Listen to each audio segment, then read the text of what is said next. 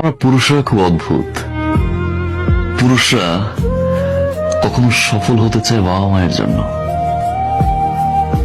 কখনো সফল হতে চায় প্রিয় মানুষটাকে পাওয়ার জন্য, একটা সময় খেটে মরে স্ত্রী আর সন্তানের জন্য,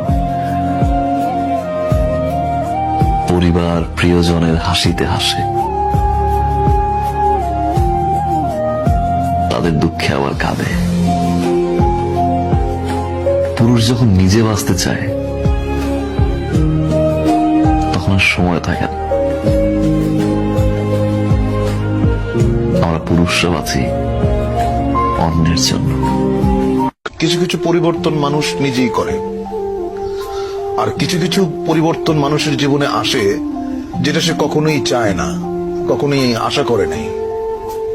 এরকম অনেক জিনিস ঘটে, সেটা আমার জীবনে বহুবার ঘটেছে। আমি যেটা করতে চেয়েছি সেটা করতে পারিনি।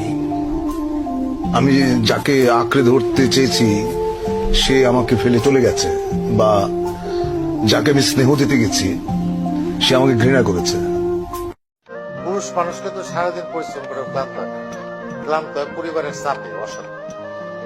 জীবনটা একটা পচা তরমুজ হয়ে গেছে। তরমুজের উপরটা কিন্তু দেখলে বোঝা যায় না যে ভিতরে কি ভালো না পচা। সবাই খালি আমার গাড়িটাই দেখে, কিন্তু আমার কষ্টটা কেউ দেখে না, বুঝতেও চায় না। কাউকে ভালোবাসতে পারছি না আমি, কারণ আমি আপনাকে খুঁজে পাই না।